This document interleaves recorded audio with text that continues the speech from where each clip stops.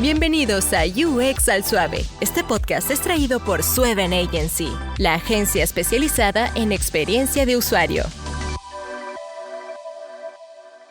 Bienvenidos a UX al Suave, un espacio donde hablamos sobre diseño de interacción en español y sin presiones. Hoy tengo el placer de tener conmigo a José Chavarría, diseñador de interacción durante varios años, ahora con grandes proyectos de diseño. A ver, José, cuéntanos, ¿quién es José Chavarría? ¿Cómo comenzó? Hola Paco, pura vida, muchas gracias por la invitación.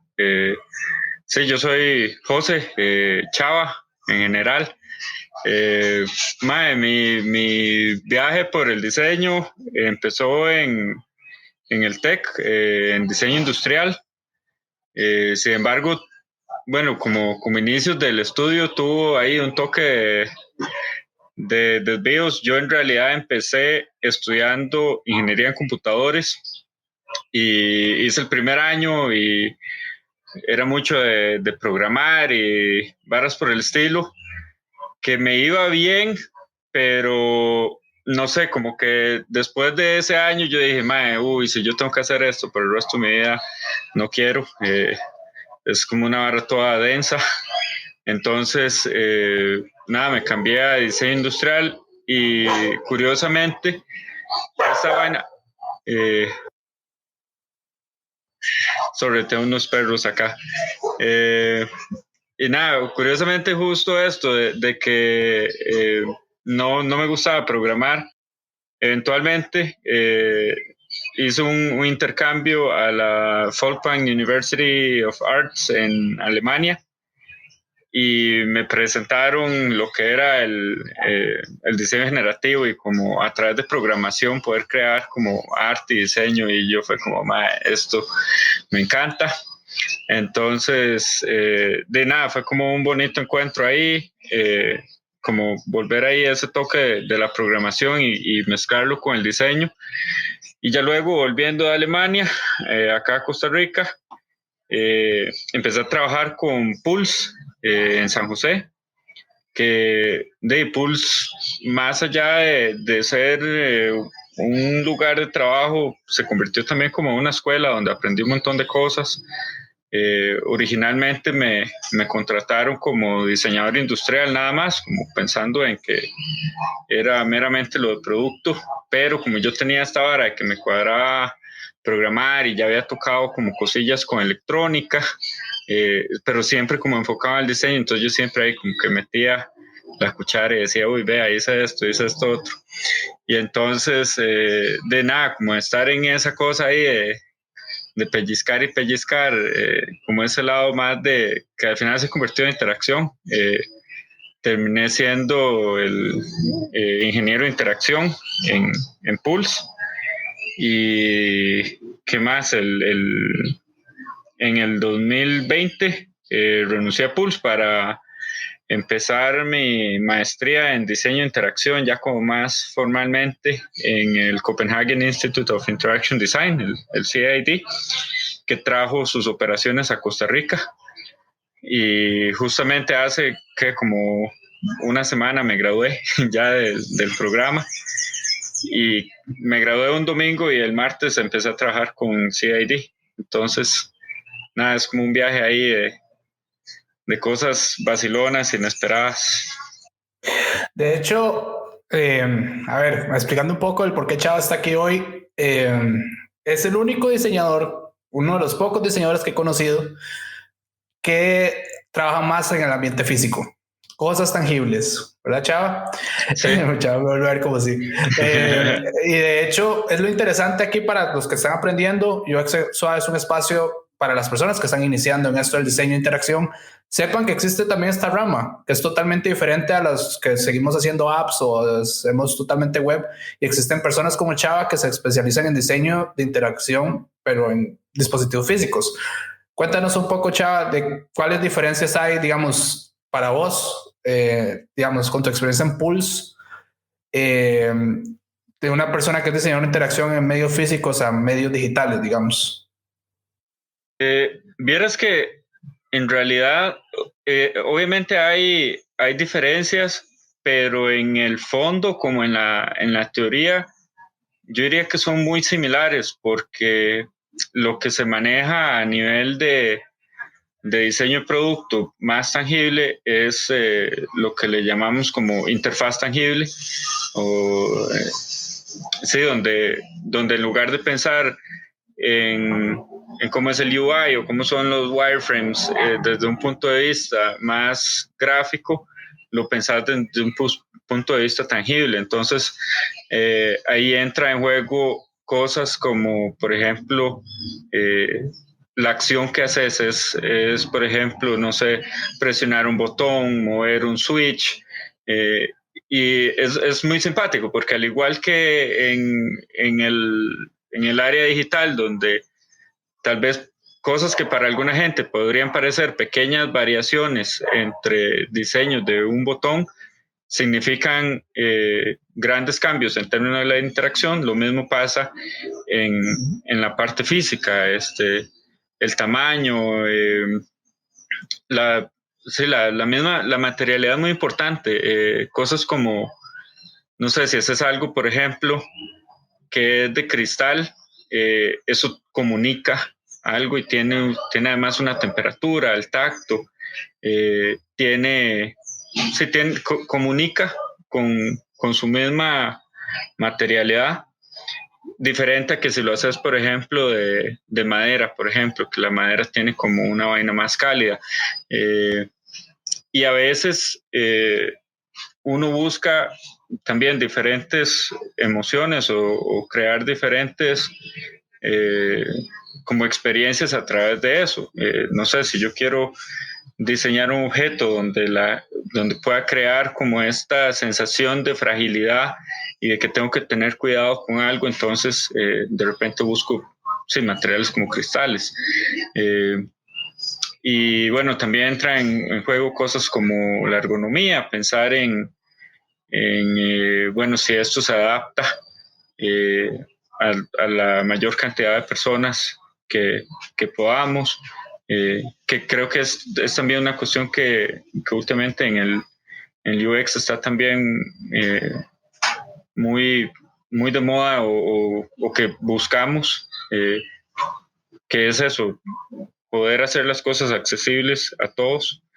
Y sí, a pesar de que a la hora de la práctica hacerlo, pues obviamente requiere diferentes expertices en el trasfondo. Cuando yo me puse a investigar también, o sea, cuando yo empecé a hacer estas cosas y me ponía a investigar sobre interfaz tangible, la teoría era casi que lo mismo que la de digital, nada más trasladándolo a un espacio físico. Sí, de hecho aquí lo importante es resaltar eso, que el conocimiento es aplicado a ambas cosas, ¿verdad? De hecho yo creo que todavía existen como 3 divisiones muy grandes como Customer Experience, que viene más a hacer diseño de servicio ahora, diseño de interacción aplicado a cosas físicas que no tiene su nombre, pero bueno, es otra cosa totalmente ya diferente, y diseño de interacción en un sí hecho para diseño web, ¿verdad? Por así decirlo, para ponerle un nombre, ¿verdad? De 3 ramas diferentes que terminan siendo lo mismo y se entrelazan entre ellas, pero el conocimiento es lo mismo, ¿verdad? Y sus metodologías son parecidas. Ahora, eso es lo que te iba a preguntar, digamos. A ver, yo me imagino que el flujo de trabajo de un diseño de interacción es muy diferente que el caso tuyo, digamos, o es igual personas, mirar, requerimientos. Pero es que es muy parecido. Así levantar wireframes y todo, pero me imagino que físico, digamos. Sí, te pongo un ejemplo. Por ejemplo, habíamos hecho en Pulse un proyecto para el Museo del Oro, que hicimos la renovación de un par de salas, donde una de las salas es la sala de Usuré, que conmemora celebra, digamos, la cosmovisión de nuestros indígenas bribris, y pues teníamos que hacer un aparato físico donde, para los que no han visitado esa instalación, tenemos una pantalla como circular de 300 grados, no de 360, sino de 300 para que haya un espacio para entrar, donde hay proyección a toda vuelta redonda, y en el centro hay un poste con un control móvil que uno sube hacia arriba o hacia abajo, y entonces para los bribris hay en su cosmovisión o en su religión, si lo queremos simplificar, digamos, hay 9 diferentes niveles, que si los comparamos, digamos, con el cristianismo, por ejemplo, donde hay como cielo, tierra e infierno, para los bribris hay 9 lugares diferentes. Y entonces, esto que era como tan complejo, nosotros hicimos algo muy, muy similar a wireframes, que eran físicos, y era agarrar un pedazo de papel o agarrar tape, por ejemplo. El primero, me acuerdo, fue tape, y era ponerlo en una pared y decir, bueno, esto tenemos que pensar en nuestras personas. Entonces, en términos de poblaciones, habían desde escolares que visitan mucho el museo, chiquitos desde kinder, escuela, colegio. También hay adultos mayores, que algunos de esos adultos mayores tienen movilidad reducida, entonces sillas de ruedas, cosas por el estilo. Y entonces lo que hacíamos era invitar a diferentes usuarios al estudio, y entonces decirle, bueno, toque aquí a ver en este tape dónde es la parte más alta que alcanza de una manera cómoda, y cuál es la parte más baja. Y entonces eso ya nos llevaba a poder entonces hacer, sin tener que construir nada físico, de nuevo, nada más como con tape en una pared, empezar a construir, supongamos que es este rango. Luego, igual, eso va que yo creo que es lo mismo que sucede en los wireframes. Son prototipos de muy baja fidelidad, donde pasa lo mismo en el diseño de producto interactivo, que haces prototipos de muy baja fidelidad, donde lo que buscas es siempre obtener respuestas de los usuarios. Entonces, los prototipos siempre se hacen con una pregunta en mente. Nunca haces un prototipo por hacerlo, nada más como porque así quiero ver cómo se ve bonito. Si la pregunta de diseño que tenés en ese momento es la estética, pues bueno, hacerlo para que se vea bonito. Pero si la pregunta de diseño es, no sé, cuál debería ser las dimensiones de este producto, entonces se enfoca uno justamente en las dimensiones y deja completamente de lado la estética, para que también no vayas a distraer al usuario y que de pronto diga, no, pero es que no me gusta que sea rojo, y vos lo que estabas buscando era la textura, y entonces uno dice, bueno, se distrajo en lo que no era. Pero entonces eso, para mí, yo lo comparo mucho como con esos wireframes también, que tiene que ver mucho con diseño de servicios también. De repente habían flujos de interacción, que lo que hacíamos era ponerlos en tape en el suelo, un poco inspirados. No sé si vos o los escuchas han visto esta película, es una película documental de cómo inició McDonald's, donde los maes prototipaban el flujo de la cocina poniendo tape, y entonces vos lo que haces es hacer un roleplay, lo actuás, y entonces ves cómo funciona, y funciona igual para diseño de producto. Lo que hacíamos cuando eran flujos de interacción, ¿cómo entra la gente para esta instalación, o cómo usan esto?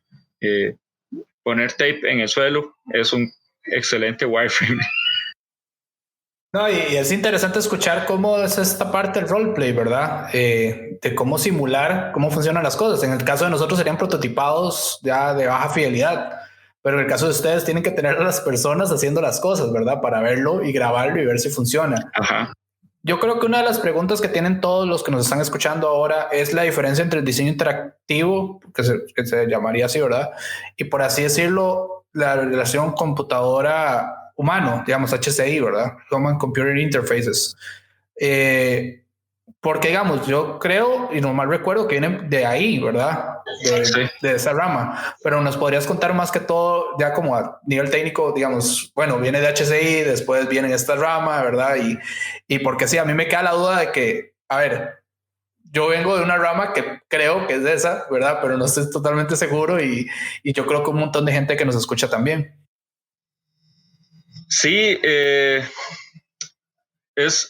yo no sé si si son como dos ramas diferentes en realidad, o si el diseño de interacción es más bien lo que resultó siendo la evolución de ese Human Computer Interface inicial, donde, bueno, ahora también que estuve con el CID, tuvimos la oportunidad de conocer a Bill Fairplank, que es como uno de los papás del diseño de interacción, y eran esa gente que estaba haciendo el Human Computer Interface, y de pronto eran como, sí, era este ambiente súper técnico, computín, por así decirlo, y nada, se empezó a transformar como, ok, ¿cómo podemos hacer esto más fácil? Porque desde un punto de vista funcional, tal vez sí, ya estaban todas las funciones, así tenés un input en un teclado, tenés incluso, bueno, la creación del mismo mouse, yo creo que es, desde un punto de vista más teórico histórico, es un perfecto ejemplo de los primeros productos de diseño de interacción, porque es esta máquina súper complicada, y entonces estás haciendo este modelo mental de, ok, yo puedo mover cosas, puedo cliquear algo y arrastrar, poner en otro lugar. Y creo que Bill Fairplank además fue de los que trabajó este concepto además del el escritorio de computadora, donde era de nuevo como abstraer esto de nuestra realidad y llevarlo al espacio digital, que ha evolucionado de tantas maneras. Yo creo que la que a mí más me toca tal vez es la que tiene que ver con la creación de nuevas realidades, porque esto eventualmente llevó a, tenemos un mundo completamente virtual donde existe todo lo virtual, y tenemos en otro lado la realidad convencional, lo que estábamos acostumbrados antes de las computadoras, y entonces eso nos dio paso como diseñadores a empezar a hacer cosas como realidad aumentada o realidad virtual. Y a pesar de que yo creo que usualmente esas se confunde un poco como con una cuestión que es meramente digital, hay un montón de cosas físicas también alrededor, desde la creación de los mismos headsets, ahora, bueno, Microsoft y Facebook a través del Facebook Reality Labs han estado trabajando un montón en, además, los mandos. HTC también trabaja mucho en esos mandos, que tiene que ver como con esa relación, que no es solo algo que está en pantalla, sino cómo abstraer esa realidad y transmitirla de una manera más física, cómo hacerlo más real. Entonces anda por ahí, no sé si me desvié demasiado en la pregunta. No, estás bien, estás bien. Yo iba con el mouse.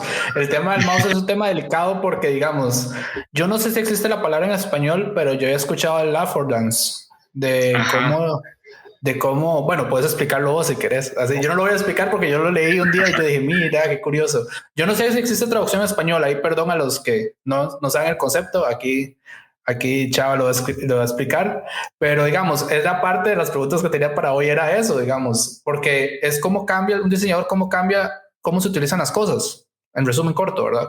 Pasamos de una interfaz de líneas, código, así, puro comando, a un UI básico, pero un UI y un mouse, ¿verdad? Que controla ese UI. Ajá. Pero sí, podés explicar un poco qué es el affordance, ¿verdad? Creo. El affordance. Affordance. Sí. Justamente un día de estos me estaba preguntando lo mismo, como hay una palabra en español para eso, y no tengo la respuesta para la palabra en español, pero el affordance es una vara que me gusta mucho, y creo que para mí un reto siempre muy grande, porque lo que el affordance significa es lo que un objeto como tal, ya sea físico o digital, te indica sin necesidad de ningún tipo de instructivo ni nada, cómo es que se interactúa con eso. Entonces, por ejemplo, una manilla de estas, de abrir una puerta, que tiene estas que tienen forma como de palanca, indica eso, como en su propia forma, es como, ok, vos tenés que agarrar acá, y ya un poco también por la experiencia y por donde está además colocado el eje en esa manilla, es como, ok, bueno, aquí tenés que girar algo. Que el mouse yo creo que en su primera iteración era una cuestión bien complicada, sin embargo muy revolucionaria, pero el que tengan, por ejemplo, los scroll wheel, donde entonces es bien importante esta cuestión como de que rote. No es, hace un tiempo Microsoft había sacado un mouse que era súper chiva, pero no tenía scroll wheel y era nada más como una cuestión de que vos hacías el gesto. Ellos ahí ya lo que estaban apuntando era como, ok, ya en su mente ya está como la cuestión de que a esto se le hace un scroll con el dedo, pero ya lo quitan, y lo que entonces hicieron fue como meter una especie de vibración. Creo que no fue tan exitoso porque pues seguimos teniendo mouse con scroll wheel, los botones también. En mi opinión, por ejemplo, y esto tal vez va a ser un poco controversial, el Magic Mouse de Apple tiene un affordance espantoso, porque es primero que a buenas a primeras es difícil saber cuál es el frente y cuál es la parte de atrás, no tenés botones visibles, y nada, ellos apuntan por otra cuestión, que es como la simplicidad en la forma, pero para mí esa parte es muy importante. Tengo un proyecto que hemos hecho en Pulse también, que le tengo especial cariño, porque el affordance fue muy sencillo de entender para la gente. Habíamos hecho para un Art City Tour en conjunto con el Museo del Oro y con H. Solís, la constructora.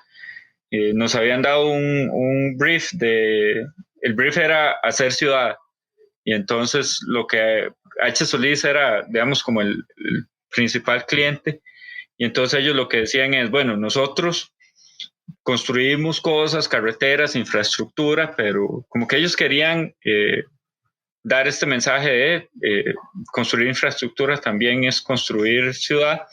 Y entonces con esa nos pusimos a pensar como, ok, de qué significa hacer ciudad, y eventualmente como que ese brief sacamos un poco de que el hacer ciudad también tiene que ver con hacer comunidad, y pasa mucho en la ciudad, en San José y en cualquier ciudad, que vos vives con un montón de gente, cerca de un montón de gente, pero no conoces a tus vecinos, no conoces la gente del barrio, y entonces lo que decidimos fue hacer unos sub y bajas, que cuando dos personas empezaban a mecerse en estos sub y bajas, empezaba a cada uno a reproducir una nota musical cada vez que había un balanceo, y entonces eran 3 sub y bajas, y entonces cuando los 3 estaban funcionando era como una especie de concierto colectivo, y además cada vez que la gente se movía entonces salían estas como unas figuras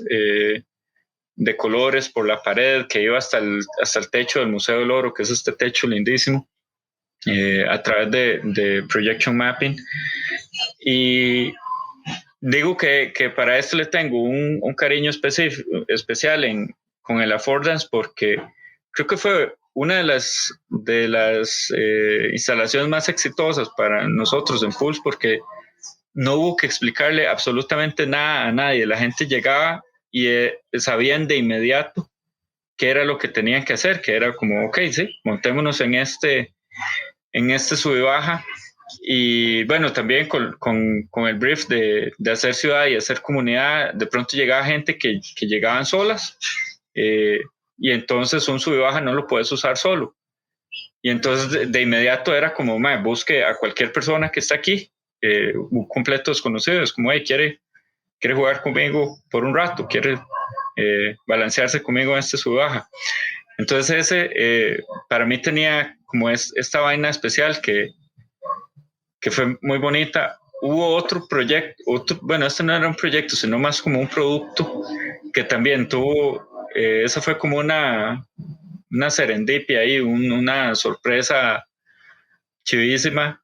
Habíamos hecho un spray digital, entonces era como una lata de spray física que la habíamos hecho impresa en 3D y por dentro tenía un poco de electrónica y sensores que cuando vos llegabas y apretabas la boquilla de la lata de spray, tal cual como si estuvieras apretando un spray regular, entonces lo hacías sobre una pantalla de proyección y entonces empezabas a pintar en ese mismo lugar y podías cambiar los colores y la cosa.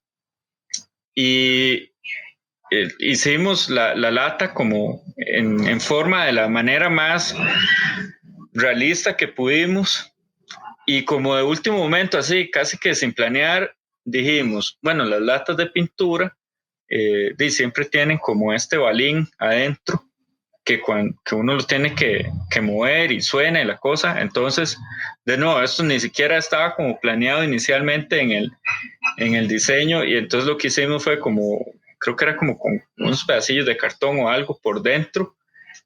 Hicimos como una cámara ahí, una cajita, y le eché unas tuercas ahí cualquiera de tornillo, y entonces cuando uno agarraba la lata esta, la movía, empezaba a sonar. Y lo curioso fue que cuando estaba en la instalación la gente llegaba y lo empezaba a usar, y de repente, algo de completamente normal, cuando haces cosas con electrónica y sensores, de repente el sensor no agarraba la señal y no la mandaba a la compu.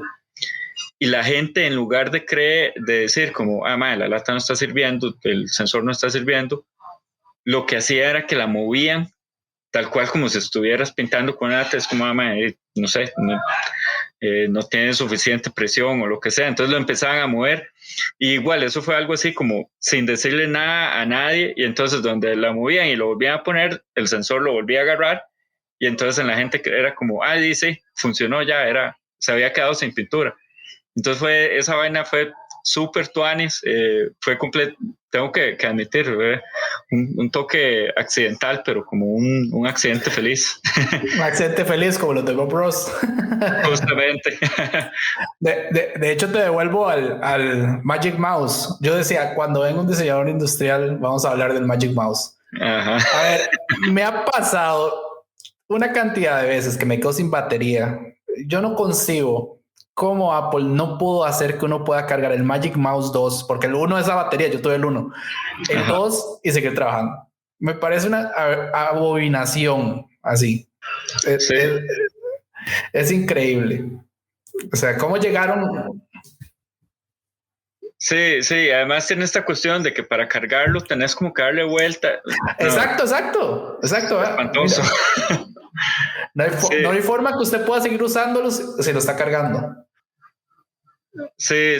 A mí, no sé, yo creo que soy un diseñador un poco raro en ese sentido, porque no soy particularmente fan de Apple, como por esos detallitos donde creo que le dieron mucha importancia a un valor estético y se olvidaron completamente de otras cosas que en mi opinión son muchísimo más importantes, como eso mismo que estás diciendo. O sea, el mouse es una herramienta súper vital para el uso de una computadora. Si estás usando una laptop, todavía tienes el trackpad, pero si estás usando una compu de escritorio, o sea, el mouse es completamente necesario.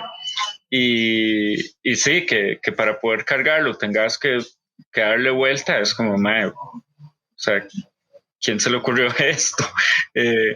que no se pueda seguir usando. Me parece algo complicadísimo.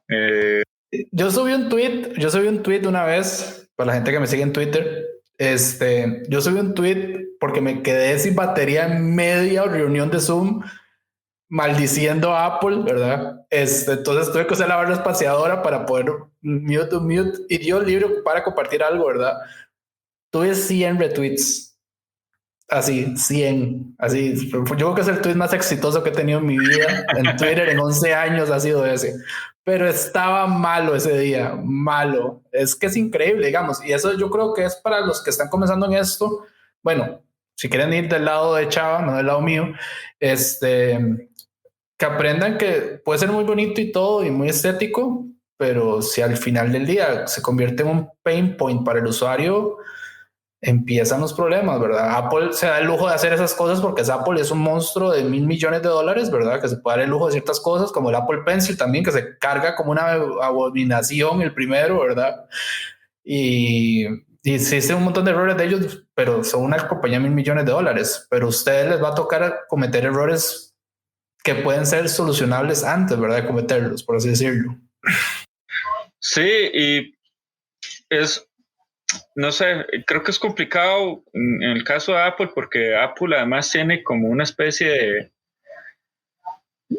Tiene unos usuarios muy, muy fieles y muy aguerridos al producto. Y hay productos de Apple que son simplemente geniales, pero también no es un secreto que ahora, o sea, han salido tantas compañías nuevas de tecnología haciendo tantas cosas que están tan bien, que también, o sea, yo creo que uno no puede darse el lujo de poner como prioridad la estética sobre las necesidades del usuario, porque entonces, de nada, corres el riesgo de que de pronto la gente diga, ¿por qué tengo que seguir comprando esto si de esta otra compañía lo está haciendo excelente?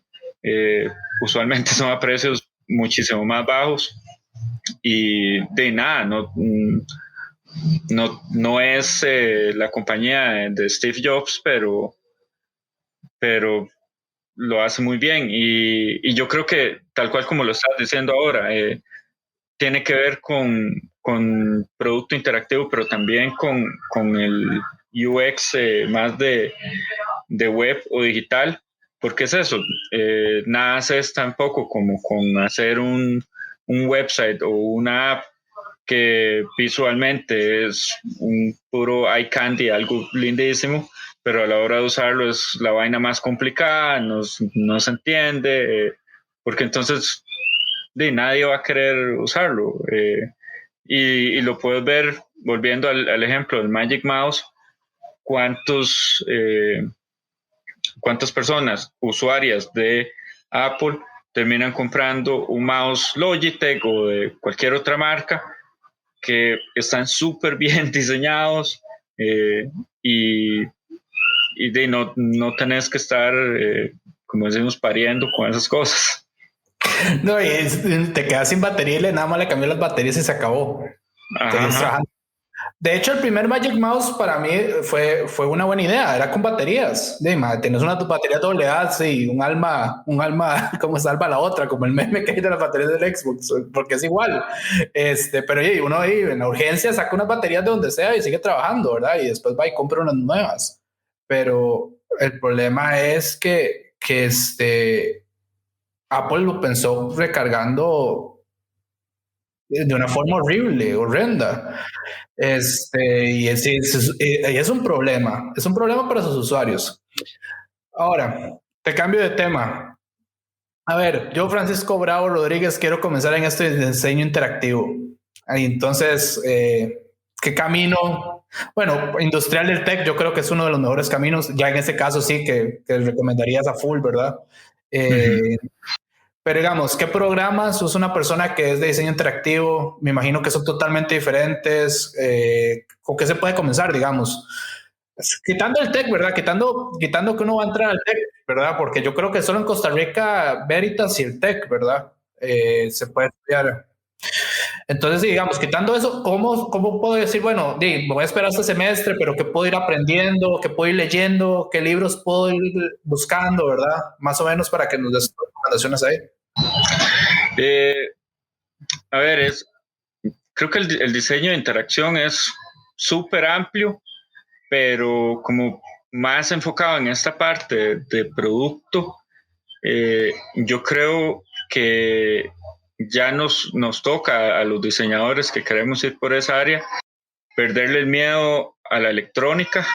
Primeramente, yo creo que, no sé, también como trayéndolo de mis años en el tech, siempre había como esta especie de miedo de que tocar algo de electrónica o poner, no sé, cables en algo y un LED y cosas así, era como esta vaina extremadamente complicada y que solo los que estudian ingeniería en electrónica pueden hacerlo, y además en el tech electrónica tiene esta fama como de ser lo más complicado que hay, que no le quito que es difícil, pero desde hace ya varios años se ha venido desarrollando tecnología para diseñadores donde uno puede meterse por completo en la electrónica y que le permite hacer al menos prototipos.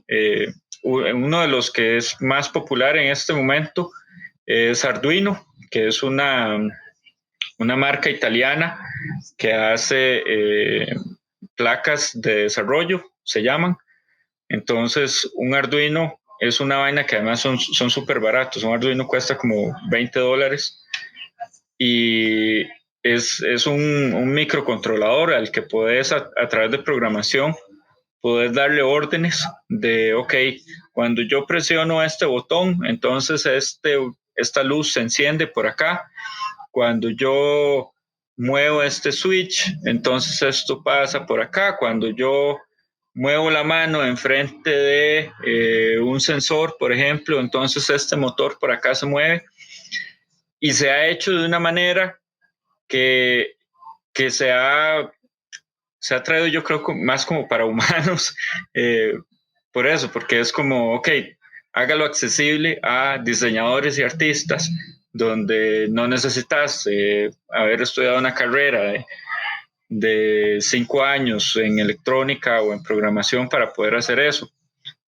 Otra herramienta que yo uso muchísimo, que es directamente en programación en la compu, es Processing, que Processing es un ambiente de programación basado en Java que fue creado específicamente para diseñadores y artistas. Entonces, cuando uno empieza como en el mundo de la programación, lo más básico siempre le llaman el famoso hola mundo, que es una vaina espantosa, un hola mundo. Es como hacer que la compu diga ahí en una línea hola mundo, y entonces no es como nada atractivo.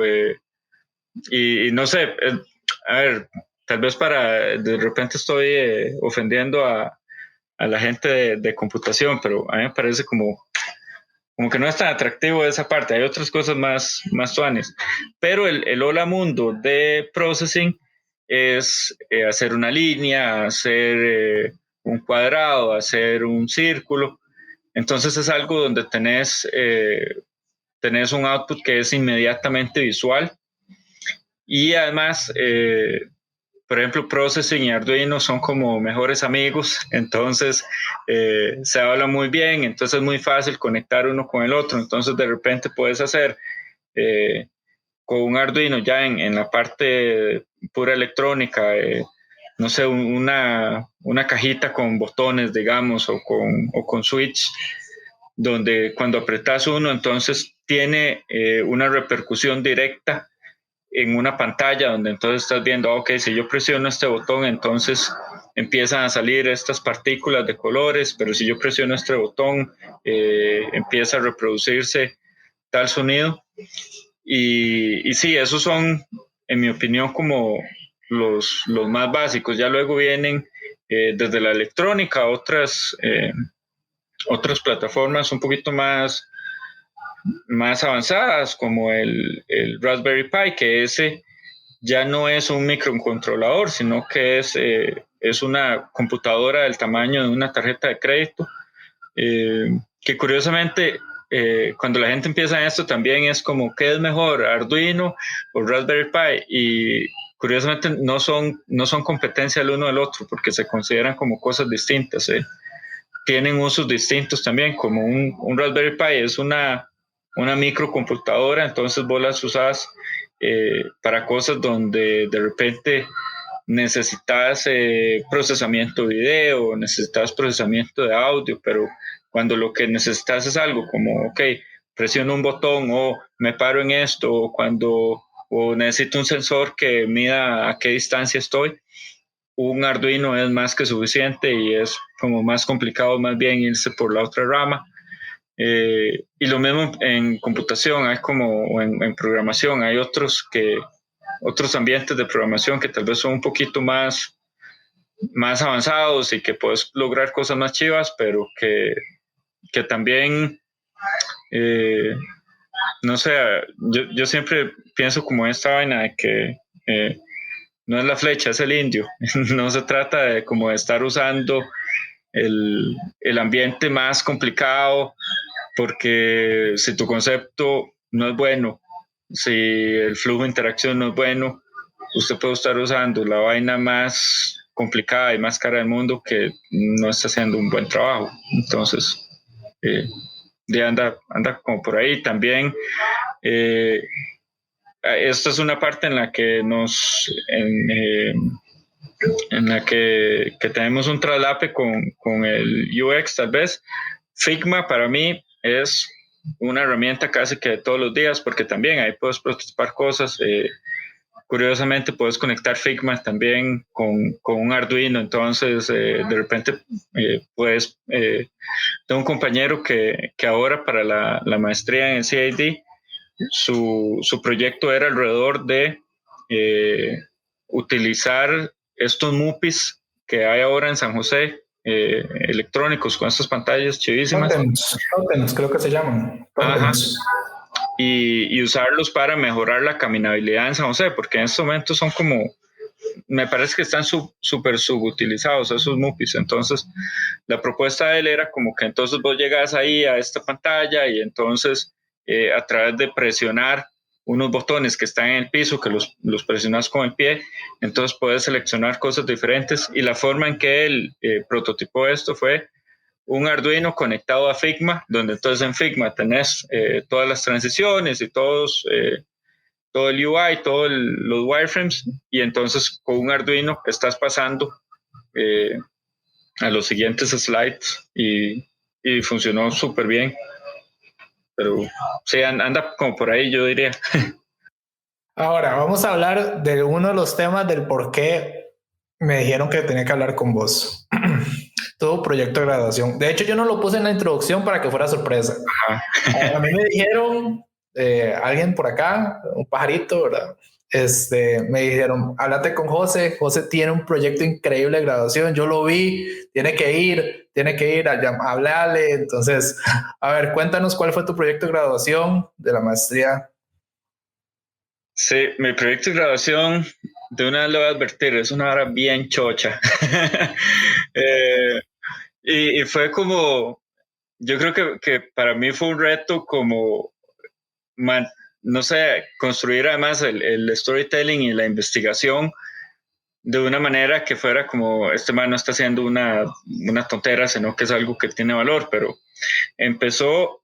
mi proyecto es bien exploratorio y empezó desde una pregunta bastante filosófica que era como, ¿cuál es la mínima cantidad de ser humano que necesitamos para ser humano? En el entendido de que, digamos, yo tengo mi cuerpo y yo salgo a la calle y tengo un accidente y pierdo un brazo, eso no me hace menos humano. Si pierdo todas mis extremidades, eso no me hace menos humano. Y entonces yo me empecé a preguntar como, ok, ¿qué es la cuestión física que es tan importante para nosotros y que nos hace tan humanos? Y resultó que la pregunta más bien iba en otra dirección, porque a través de un poco de la investigación me di cuenta que el ser humano no tiene que ver con una cuestión de cantidad, sino de calidad, con un poco de intangibles que tenemos. Y uno de esos intangibles que no es exclusivo de los seres humanos, pero que sí nos intriga mucho, tiene que ver con la conciencia humana. Y entonces me encontré un diagrama de un científico sueco que se llama Björn Merker, que describe la conciencia humana como una totalidad de 3 componentes que son como concéntricos, donde el más pequeño es el ego o el yo, que es esta parte más mental nuestra. Luego está el cuerpo, que es como nosotros poder entender nuestra propia fisicalidad y nuestros propios límites. Y por último estaba el mundo, que es entender el entorno en el que estamos. Si de repente yo estoy en un lugar que representa tal vez un riesgo para mí o no. Y algo muy curioso que me llamó la atención de ese diagrama es que Merker describía como una especie de ángulo abierto donde decía hay una apertura visual, donde lo que quería decir es existe un mundo completo, pero nosotros solo vemos una parte. Y entonces ahí me intrigó muchísimo el decir, bueno, si esto que yo le llamo realidad y esto que es el mundo, yo nada más estoy viendo una parte, ¿qué es entonces lo que yo no estoy viendo? Y entonces me encontré otro científico que se llama David Eagleman, que él dice que todas las criaturas consideran que su Umwelt, que Umwelt es una palabra alemana para describir como el entorno, es la única realidad objetiva. Y la forma en la que este man lo explica es, él dice que si nos pusiéramos en los zapatos de un perro, por ejemplo, donde para un perro el olfato es algo tan importante, entonces él decía, bueno, imaginemos que somos un perro, volvemos a ver a los seres humanos con esta nariz tan pequeñita y decir como, qué rajado que este ser humano no se dé cuenta que a 100 metros hay un gato y que su vecino estuvo en este mismo lugar hace una hora.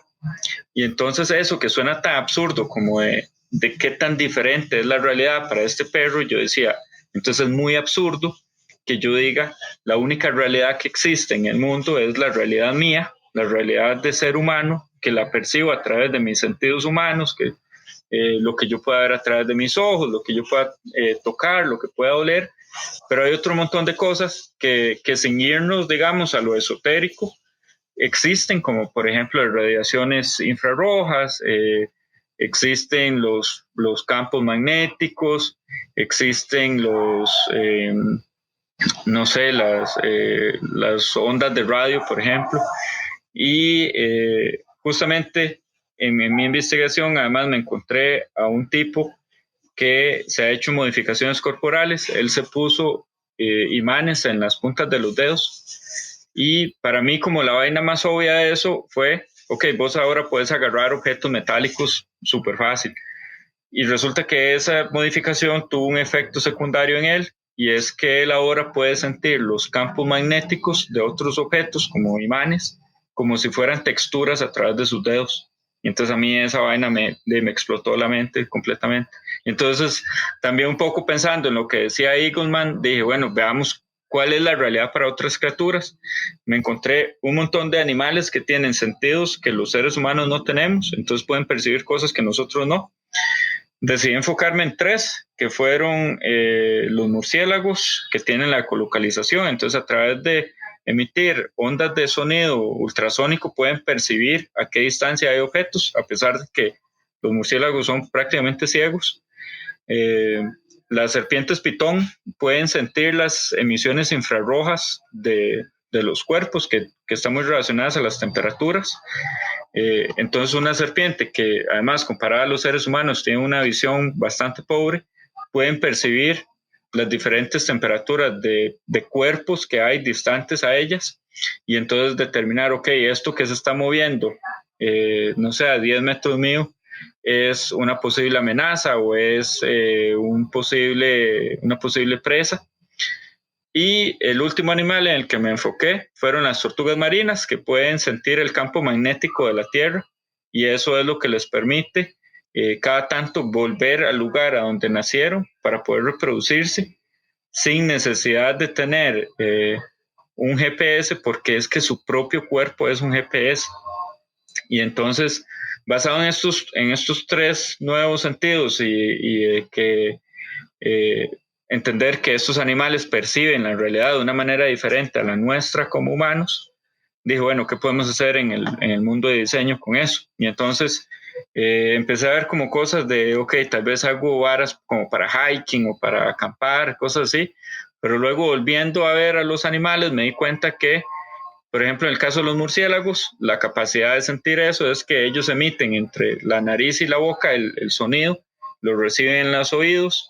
En el caso de las serpientes, tienen unas glándulas que están cerca de la boca que les permite sensar esas emisiones infrarrojas. Y en el caso de las tortugas marinas, tienen una relación de órganos y bacterias como entre la nariz y los ojos que les permite sentir las diferentes fluctuaciones del campo magnético de la Tierra en diferentes partes del mundo. Y justamente esos tres sentidos están localizados en las caras de esos animales. Entonces decidí materializar el proyecto en la creación de 3 máscaras que cuando me las pongo entonces me dan acceso a estos nuevos sentidos. Mientras hacía eso también en la investigación con usuarios me di cuenta que cuando uno juega con sentidos humanos no es nada más como agregar sentidos, porque entonces lo que pasa es que vos tenés una cantidad de atención que puedes ponerle a los sentidos y lo que haces entonces es como quitarle un poquito de atención a otros sentidos y ponerla en ese. Entonces no funcionaba nada más como agregar el sentido, sino que había que intercambiarlo. Entonces lo que hice fue como en el caso de las serpientes y de los murciélagos, lo intercambié por la visión. Entonces la máscara tiene como un acrílico como frosty ahí que entonces te bloquea la visión y se ve súper borroso, no ves nada, y entonces puedes trasladar la atención que tenías en la visión en este nuevo sentido. Y en el caso de las tortugas decidí como intercambiarlo por el olfato, entonces bloqueé la nariz. Y otra cosa que fue súper importante para mí en este proyecto era como, bueno, existe la tecnología para medir estas cosas, estos sentidos que tienen estos animales. Eso ya estaba como resuelto. Lo que no estaba resuelto era como cómo le transmito esto a un ser humano. ¿Cómo hago que yo pueda sentir esto y que se sienta como un sentido nuevo y nada más, y no como un aparato? Y entonces empecé a probar como con vibración y con cambios de temperatura y funcionaba muy bien en términos de que era muy claro el feedback, como así, yo se lo ponía a la gente y decían, sí, ok, entiendo las diferencias de distancia que hay entre esto, o entiendo por dónde está pasando una criatura y entonces entiendo esas temperaturas, pero siempre me decían, se siente como que me estás poniendo un aparato y hace eso. Entonces me puse a investigar un poco inspirado en el tema del soft robotics, que está un poco de moda ahora en el mundo de la robótica, que es como hacer actuadores que no son motores, sino que son cosas suaves, que se inflan o se desinflan. Entonces hice como unas almohadillas de silicón que se inflan y se desinflan con agua, pero que entonces va conectado a un sistema de motores que igual se ve controlado por los diferentes sensores. Y entonces, por ejemplo, en el caso de murciélagos, dependiendo de qué tan lejos o qué tan cerca esté el objeto que tenés enfrente, entonces estos geles de silicón van a hacer más presión o menos presión en la piel. Y cuando probé esto con usuarios, la respuesta era súper diferente. Era más bien un toque creepy, porque me decían como, más se siente como que esto viene dentro de mí y no como que es algo que viene de afuera, porque la sensación era como si fuera ahí como un heartbeat, un palpitar en la piel.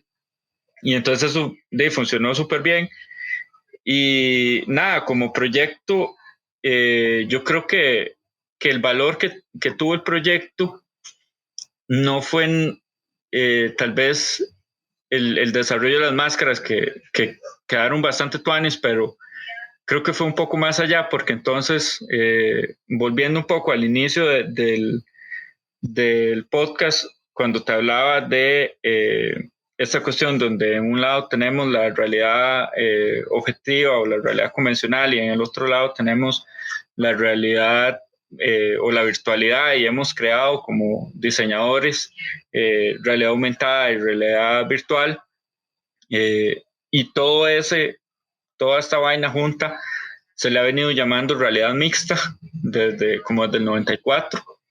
Y entonces yo veía mi proyecto y veía este espectro de realidad mixta, y yo decía, es que mi proyecto no cabe aquí, porque en este espectro de realidad mixta convencional, lo que sucede es que tenés la realidad convencional y le agregás capas digitales, pero en mi proyecto, que al final le llamé interfaz, en esta interfaz no estás agregando capas digitales, sino capas físicas de cosas que están pasando en el mundo, que nada más por nuestros sentidos humanos no podemos percibir, y estás agregando eso como una capa y aumentando esta apertura visual, y entonces expandiendo nuestra experiencia humana, por así decirlo.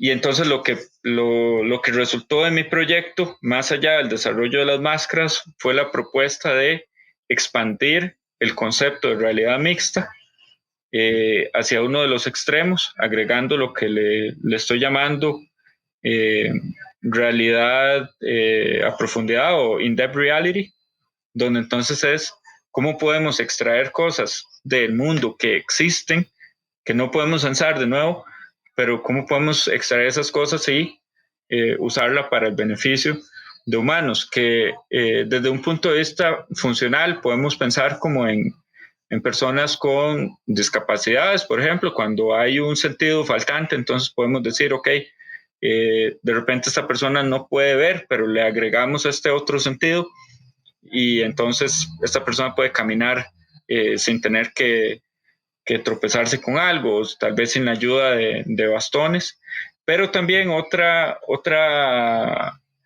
capa de usabilidad que le estaba encontrando era para el desarrollo de diseño urbano, donde entonces imaginemos una ciudad como San José, San José tiene cosas muy chivas y tiene otras que no son tan chivas. Hay lugares a los que yo evito ir un montón porque huelen feo, porque son muy ruidosos, porque se ven feos.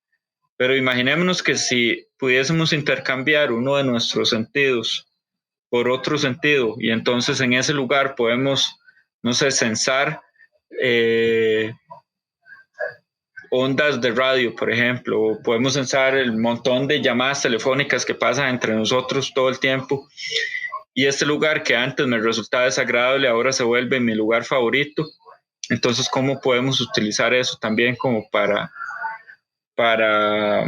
diseñar nuestras ciudades y nuestros entornos? Y entonces, sí, en eso fue como la conclusión de mi proyecto, como proponer este in-depth reality como una especie de campo nuevo de estudio, donde sin duda alguna yo no soy el primero haciendo desarrollos en esa área, pero creo que tiene mucho potencial de que yo no sea tampoco el último diseñador explorando eso, sino que de repente podamos empezar a desarrollar tecnología, al igual que hemos desarrollado tecnología para virtual reality o para la realidad aumentada también, que se han hecho aplicaciones súper chivas y súper útiles. Y de repente podemos extraer cosas también de ese in-depth reality y hacer aplicaciones que también sean útiles para la humanidad. De hecho, cuando a mí me lo contaron, a mí me dijeron del proyecto, yo me quedé como, ¿qué? Yo lo veía, pero cuando yo lo escuché la primera vez, yo pensé que venía más del lado de robótica. Yo decía, bueno, le agrega sentidos, quita sentidos, robótica. Yo en mi cabeza fue robótica. Entonces vamos a hablar quién fue la que me contó, fue Keren. Entonces Keren Ramírez, hola. Keren cuando me cuenta, me quedo yo así como, ¿qué? Y entonces me empieza a decir, no, por así decirlo, es como dice interacción, pero es la parte de las interacciones humanas y cómo cambian mediante sistemas físicos y no sé qué. Yo me quedo así como, ¿qué? Entonces yo le tengo que traer a Chava para que me cuente él cómo es que funciona, porque yo me quedé helado, así helado me quedé, cómo era, porque digamos es al contrario, a ver, no es crear experiencias, porque las experiencias ya están creadas, son modificar esas experiencias o por otras experiencias que existen en la naturaleza. O sea, es complicado, es complicado. Sí, sí, sí, es justamente eso, como abstraer lo que ya existe, y que también yo creo que puede servirnos también un poco como una herramienta de sensibilización, porque, bueno, un poco la educación que nos dan en el CID ya no es ni siquiera el Human Centered Design, sino que ahora estamos con el Life Centered Design, y entonces pensar cuántas cosas estamos haciendo como seres humanos que afectan a otros seres. Y hay algunas que tal vez son muy evidentes porque nosotros las podemos percibir también, como, no sé, estoy echando un poco de basura y de eso me puede afectar a mí también y afecta un montón a otras especies, pero ¿cuántas otras cosas hay que nosotros hacemos que modifican la realidad que percibe otra criatura que nosotros no percibimos, pero que tal vez estás cambiando de la realidad a otros seres? Y entonces sí, es como eso, como buscar esta creación de experiencias o abstracción de experiencias, pero desde otra perspectiva, que no es la de agregar capas digitales, sino capas físicas que existen, pero que como humanos no podemos sentir por nuestra propia biología, digamos. De hecho, y ahí viene el tema de las máscaras que estabas explicando ahora, buscar una forma de que podamos tener esas sensaciones, por así decirlo, como humanos. Bueno, Chava, la última pregunta de la noche. Yo sé que no tiene idea, Chava no es fanático de Excel Suave, pero vamos a ver. A mí me encanta cuando la gente más bien no lo escucha, porque así no sabe las preguntas normalmente que se hacen acá. Tu peor error y por qué. Uy, A mí los ejemplos que yo normalmente tengo para esta sección no los puedo usar con vos, así que perdón, pero no te tengo ningún ejemplo. para ver.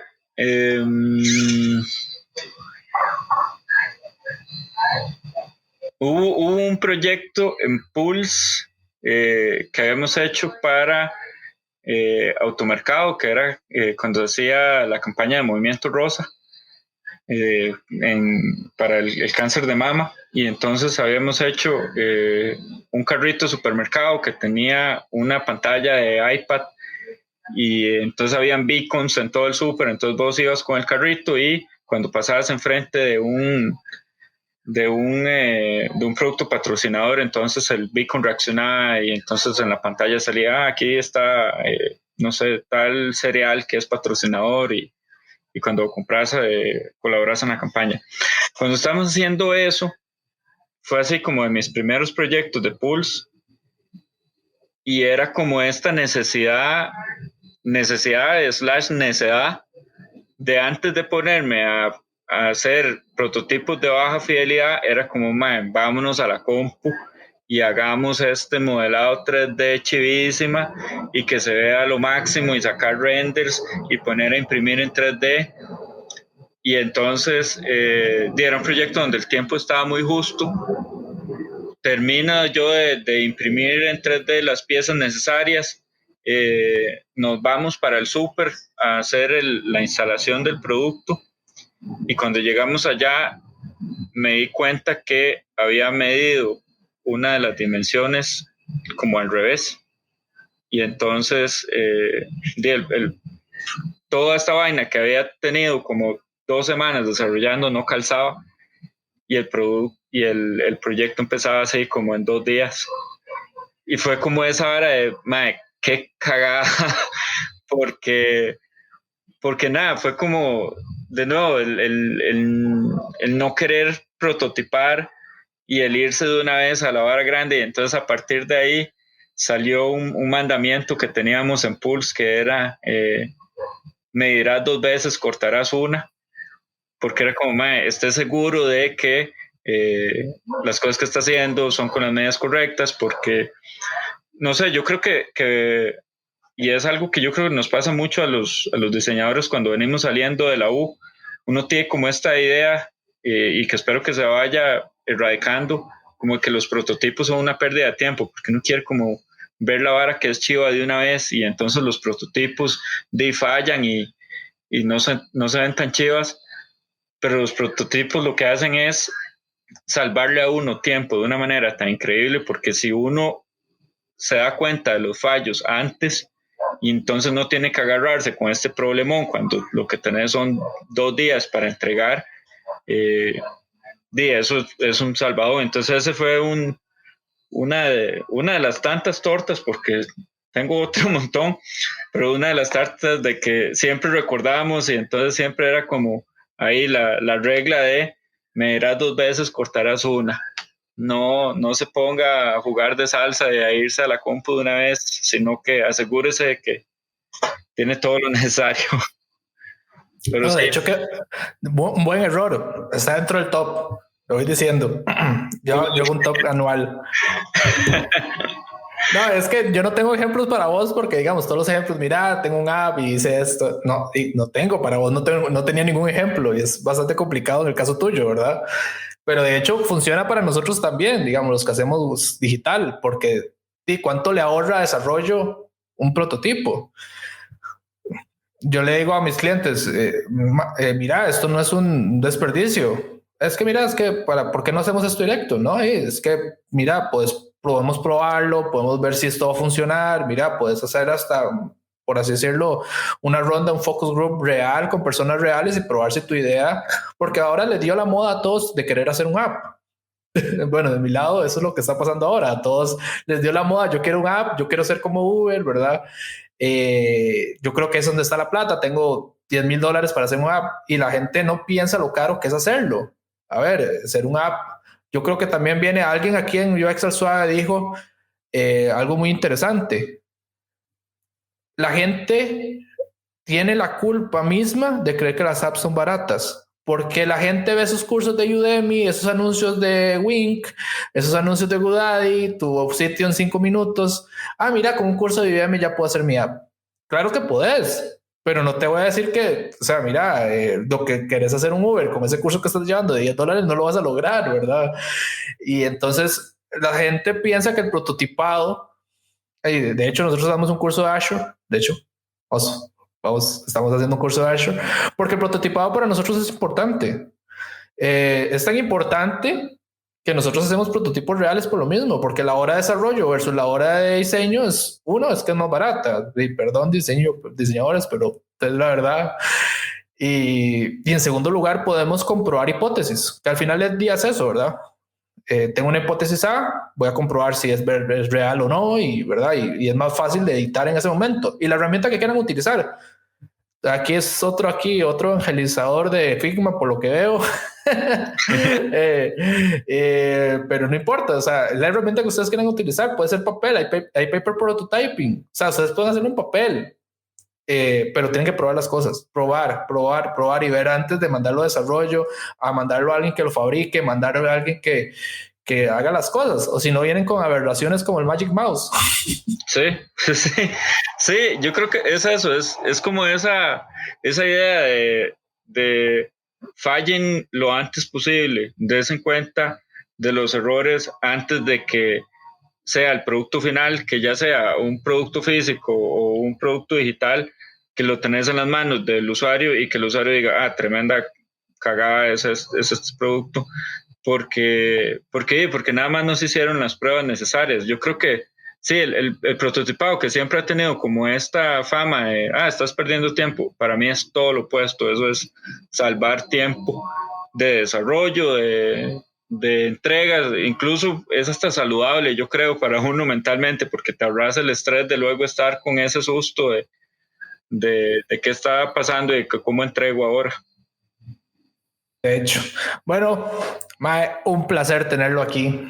Muchísimas un gustazo. Gracias, Paco. Igualmente, muchísimas gracias por invitarme. Esa es su casa, el primer diseñador que no es digital que ha venido a UX al Suave. Qué honor, me siento súper honrado. Sí, vamos a buscar más para que vengan más, ¿verdad? Nos pueden seguir en UX al Suave en Instagram, Twitter, Facebook Actualmente estamos con el curso de Azure RP desde lo básico. Cuando se publique este capítulo, creo que ya vamos por el capítulo 5 de Azure. En este momento yo creo que ya vamos por paneles dinámicos, entonces está bastante entretenido. No sé, José, si quieres agregar algunas últimas palabras para las personas que quieran meterse en esto de diseño de interacción. Nada, yo creo que uno siempre tiene como esta idea de que la gente que hace este tipo de instalaciones interactivas o que hacen producto interactivo es como una vara que sucede nada más en Palo Alto o en China, y que aquí tal vez uno no tiene la educación o la capacidad para hacer eso, y es como todo lo opuesto. Yo creo que aquí sobra potencial para eso y es una hora chivísima. A mí me apasiona un montón. Tengo que admitir que soy un ñoño en eso. Yo por pura diversión puedo un fin de semana dedicarle un día a programar o a conectar cosas con electrónica porque me gusta, y entonces en ese mismo espíritu es como, cuando a mí la gente me pregunta, tengo una duda con esto, ¿cómo se hace esto? Para mí es como, sí, por favor y gracias, porque me encanta y me encanta compartir conocimiento con eso y sí, no sé, de ahí si me ven un día en redes sociales o en la calle y me quieren hablar de sus ideas que suenan chochas o muy locas, a mí me encantan porque siempre son logrables. Después de esa idea tan chocha que fue el proyecto, yo creo que cualquier idea es bienvenida para Chava en este momento. Muchísimas gracias de nuevo, Mae. Un placer tenerlo aquí y hasta luego. Pura vida, gracias.